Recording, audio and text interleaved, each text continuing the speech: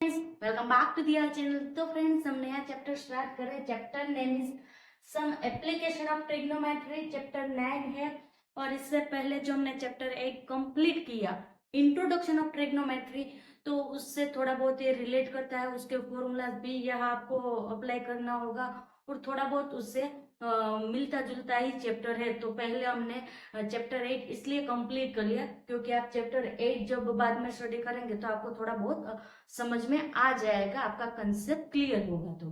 तो चलो देखते हैं सम एप्लीकेशन ऑफ ट्रिग्नोमेट्री।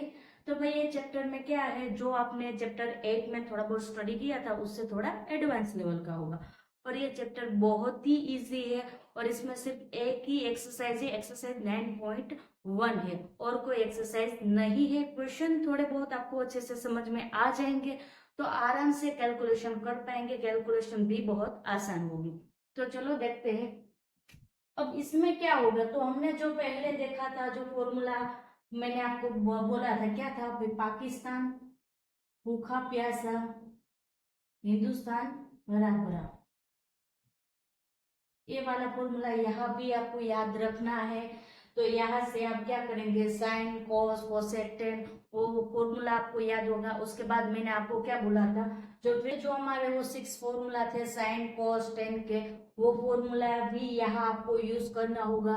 उसके बाद जो हमने ट्रिगो टेबल देखा था, तो ट्रिगो टेबल में क्या था, 30 एंगल के लिए कितनी वैल्यू, 60 एंगल के लिए, 0 एंगल के लिए, 45 एंगल के लिए।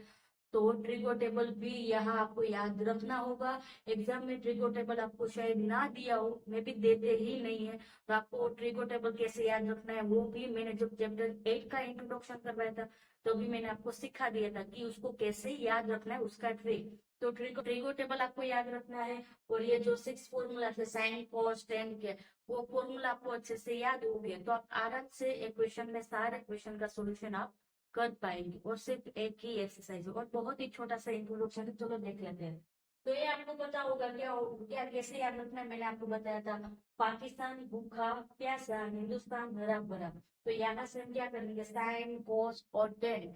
उसके बाद क्या आएगा, कोसेक आएगा, सेक आएगा और क्या आएगा, कोट का फॉर्मूला बनाएंगे। तो वो कैसे बनाना है वो भी हमने चैप्टर 8 में देख लिया है। उसके बाद ट्रिगो टेबल देख लिया। आगे जो है, जो हमने आगे चैप्टर 8 में नहीं देखा है वो आपको यहाँ देखना है और उसमें अच्छे से ध्यान रखना है। पर चलो हम फॉर्मूला भी देख लेते हैं, कॉस और टेन, वो सबका फॉर्मूला कैसे बनाना। उसके बाद जो थोड़ा बहुत इम्पोर्टेंट है स्पेशल ए चैप्टर के लिए, वो भी हम देख लेंगे। तो यहाँ पर सबको पता है साइन, और ये सीक्वेंस याद रखना है। मैंने आपको बोला था साइन, उसके बाद क्या आएगा, कोस आएगा, उसके बाद क्या आएगा, टेन आएगा। और यहाँ क्या आएगा, साइन का ऑपोजिट क्या होगा, कोसेक होगा। और कोस का अपोजिट क्या होगा, सेक होगा। और टेन का अपोजिट क्या होगा, कोट होगा। तो ये सीक्वेंस आपको याद ही होगा, चैप्टर 8 में हमने अच्छे से याद रख लिया। अब यहाँ साइन कोस टेन ये सब के एब्रिविएशन भी हमने चैप्टर 8 में देख लिया था। तो फॉर्मूला कैसे बनेगा, साइन का फॉर्मूला क्या होगा, पी डिवाइड एच। तो क्या आएगा, पी डिवाइड एच। पी क्या होता है, एच क्या होता है वो भी आपको पता है, फिर भी मैं आपको समझा देती हूँ। जैसे कि राइट ट्रायंगल है तो इसमें क्या होगा फ्रेंड्स, ये जो होगा वो क्या होगा, बेस होगा। ये क्या होगा, हाइपोटेन्यूस। हाइपोटेन्यूस मतलब क्या होगा, लॉन्गेस्ट साइड होगी ट्रायंगल की। और ये क्या होगा, परपेंडिकुलर होगा। और ये होगा बेस। जब हम ए एंगल की या तो फिर ए एंगल की बात करें तो ही ये बेस होगा। अगर हम ए एंगल की बात कर रहे हैं तो ये बेस हो जाएगा, ये हमारा परपेंडिकुलर हो जाएगा। और जो ये हाइपोटेन्यूस है वो सब में क्या रहेगा, सेम ही रहेगा। तो ये बहुत सुंदर गलती कर रहे थे चैप्टर 8 में, तो वो गलती आपको यहाँ रिपीट नहीं करनी है। हम ए एंगल की या तो फिर ए एंगल की बात कर रहे हैं तो ये हमारा बेस होगा। पर हम ए एंगल की बात करेंगे तो ये हमारा बेस हो जाएगा और ये हमारा क्या हो जाएगा, परपेंडिकुलर हो जाएगा। तो ये आपको अच्छे से पता है क्योंकि ये चैप्टर 8 में देख लिया था। तो साइन का फॉर्मूला क्या होगा, परपेंडिकुलर डिवाइड आएगा, क्या आएगा, हाइपोटेन्यूस आएगा। जैसे कोस का फॉर्मूला क्या होगा, तो बी डिवाइड एच, यानी कि बेस डिवीजन में आएगा एच। का फॉर्मूला क्या होगा, तो P डिवाइड आएगा B, यानी कि परपेंडिकुलर डिवाइड आएगा B। अब क्या करेंगे भाई, ये जो साइन कोस और टेन के जो फॉर्मूला है उसको हम रिवर्स लिख देंगे तो क्या हो जाएगा, कोसेक सेक और टेन का फॉर्मूला हो जाएगा। जैसे कि यहाँ क्या P डिवाइड H है तो यहाँ क्या हो जाएगा, H डिवाइड P हो जाएगा। यहाँ B डिवाइड H है तो यहाँ क्या हो जाएगा, H डिवाइड बी हो जाएगा। और यहाँ क्या होगा, P डिवाइड B है तो क्या हो जाएगा, B डिवाइड P हो जाएगा। आपको ये सीक्वेंस अच्छे से याद रखना है। और ये तीन फॉर्मूला और ये सीक्वेंस पूरा ये आपको याद है तो अच्छे से आप फॉर्मूला बना सकेंगे, कोई प्रॉब्लम नहीं होगा। और ये भी अच्छे से याद रखना है। तो ये जो हमारा बेसिक वाला था जो चैप्टर 8 में हमने देख लिया था, तो फिर भी मैंने आपको यहाँ रिवाइज कर दिया, क्योंकि आपको यहाँ रिवाइज करवा दिया क्योंकि काफी सारे ऐसे स्टूडेंट हो गए जिसने हमारे चैप्टर 8 का वीडियो नहीं देखा है, डायरेक्ट चैप्टर 9 का वीडियो देखते हैं, तो उसको कोई दिक्कत ना हो इसलिए।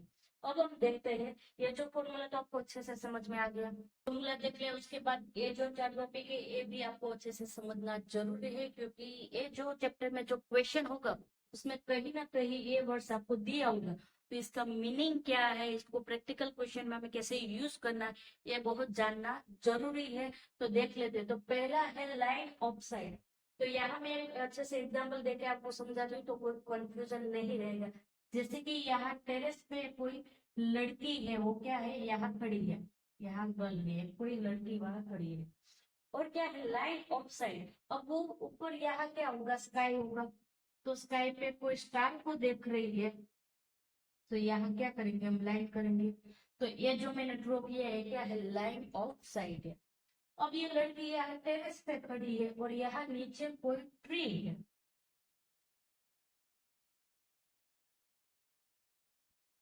अब ये इसको देख रही है, तो ये भी क्या हो जाएगा, हमारा लाइन ऑफ साइड हो जाएगा। दोनों को क्या बोलेंगे, हम लाइन ऑफ साइड बोलेंगे। और इसको भी क्या बोलेंगे, हम लाइन ऑफ साइड। तो पहले आपको समझ में आ गया, यहाँ जो ये लड़की यहाँ टेरेस पे खड़ी है और ये दोनों क्या है, ऑब्जेक्ट है। ये क्या है, ऊपर देख रही है, क्या है, जो बादल में ऊपर जो स्टार दिख रहे वो देख रही है। और यहाँ क्या है, नीचे कोई छोटा सा प्लांट लगा है उसको देख रही है। तो ये दोनों जो एंगल बन रहा है, यहाँ से जो यहाँ लाइन है उसको क्या बोलेंगे, लाइन ऑफ साइड बोलेंगे। और ये जो है इसको भी हम क्या बोलेंगे, लाइन ऑफ साइड बोलेंगे। तो ये पहला हो गया हमारे लिए। उसके बाद है हॉरिजॉन्टल लाइन। उसके बाद है हॉरिजॉन्टल लाइन। तो हॉरिजॉन्टल लाइन मतलब क्या है, ये लड़की यहाँ टेरेस पे खड़ी है और उसके सामने ही कोई भी चीज है और उसको देख रही है, तो उसको हम क्या बोलेंगे, हॉरिजॉन्टल लाइन बोलेंगे। Horizontal line. समझ में आया। ये जो उसके सामने मतलब वो जहाँ खड़ी है, जैसे कि मैं यहाँ खड़ी और सामने कोई ऑब्जेक्ट है उसको देख रही, तो उसको ये जो लाइन बनेगी उसको हम क्या बोलेंगे, हॉरिजॉन्टल लाइन बोलेंगे। तो ये दूसरा हो गया हमारा हॉरिजॉन्टल लाइन। उसके बाद ये दोनों है उसमें अच्छे से समझना, क्योंकि यहाँ बहुत सारे स्टूडेंट कंफ्यूज होते हैं। एंगल ऑफ एलिवेशन इंपोर्टेंट है ये दोनों, क्योंकि ये दोनों में बहुत सारे स्टूडेंट क्या करते हैं, गलती करते हैं। एंगल ऑफ एलिवेशन,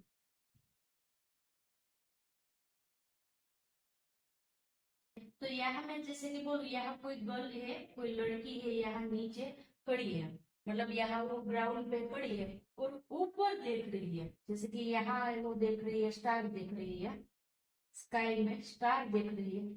और यहाँ ये क्या है, ग्राउंड है, ग्राउंड में ये क्या है, खड़ी है, यहाँ ग्राउंड में खड़ी है और ऊपर देख रही है, स्काई पे स्टार देख रही है। तो ये जो एंगल बनेगा, ये जो एंगल बनेगा इसको हम क्या बोलेंगे, एंगल ऑफ एलिवेशन बोलेंगे।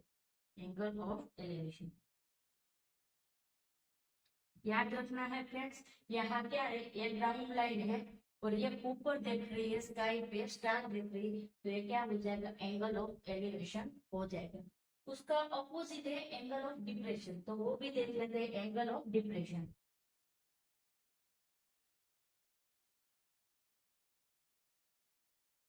तो यहाँ क्या होगा फ्रेंड्स, एंगल ऑफ डिप्रेशन समझते हैं। तो यहाँ क्या है, यहाँ भी क्या है, एक लड़की है वो यहाँ खड़ी है। अब क्या है, मैं जैसे कि यहाँ खड़ी हूँ तो मैं नीचे देखूंगी, नीचे कोई भी चीज है, सपोज कि मेरा मार्कर गिर गया तो नीचे मैं देखूंगी। तो नीचे देखूंगी तो मेरे जो फुट है, मेरे जो पैर है, वो जमीन से क्या हो गए, जमीन पे हो गए, तो वो ग्राउंड लाइन हो जाएगी। जैसे कि वो लड़की खड़ी है तो ये उसकी हाइट है, तो यहाँ से वो देखेगी नीचे यहाँ कोई ऑब्जेक्ट है, तो ये जो क्या हो जाएगा, यहाँ देखेगी ये कोई ऑब्जेक्ट है। जैसे कि मैं यहाँ बोलती हूँ कि पेन गिर गया है उसका, तो यहाँ वो देख रही है, तो ये क्या हो जाएगा, एंगल ऑफ डिप्रेशन हो जाएगा। यहाँ ऊपर देख रहे थे तो उसको हमने क्या बोला, एंगल ऑफ एलिवेशन बोला। हम नीचे देख रहे हैं तो क्या हो जाएगा भाई, एंगल ऑफ डिप्रेशन हो जाएगा। अब यहाँ ये होगा, ये जो होगा क्या होगा, उसकी हाइट होगी, ये उसकी हाइट होगी, और ये क्या हो जाएगा, ग्राउंड लाइन हो जाएगा। ये उसकी हाइट होगी और ये क्या होगा, ग्राउंड होगा। यहाँ ऊपर ही होगी तभी ये नीचे देख रही होगी, तो ये जो है ग्राउंड हो जाएगा। दूसरा ये क्या होगा, उसके फुट इक्वल ये लाइन हो जाएगा, क्योंकि वो जमीन पे खड़ी है, वही से जो चीज है उसके सामने पड़ी है वो नीचे देख रही है, तो क्या ट्रायंगल बन जाएगा। तो जो ग्राउंड लाइन है वहां से उसकी आई स्टार्ट होगी, फुट है वहां क्या होगा, ग्राउंड लाइन होगा। तो इसको हम क्या बोलेंगे, एंगल ऑफ डिप्रेशन बोलेंगे। तो आपको बेसिक क्या याद रखना, हम ऊपर देख रहे हैं तो क्या हो जाएगा, एंगल ऑफ एलिवेशन हो जाएगा, नीचे देख रहे हैं तो क्या हो जाएगा, एंगल ऑफ डिप्रेशन हो जाएगा। तो ये बहुत ही आसान था, थोड़ा बहुत अच्छे से ध्यान से इसको समझेंगे तो कोई वेरी कंफ्यूजन नहीं रहेगा। अब हम जब एक्सरसाइज के सारे क्वेश्चन सोल्व करेंगे तो आप आराम से उसके क्वेश्चन सोल्व कर पाएंगे।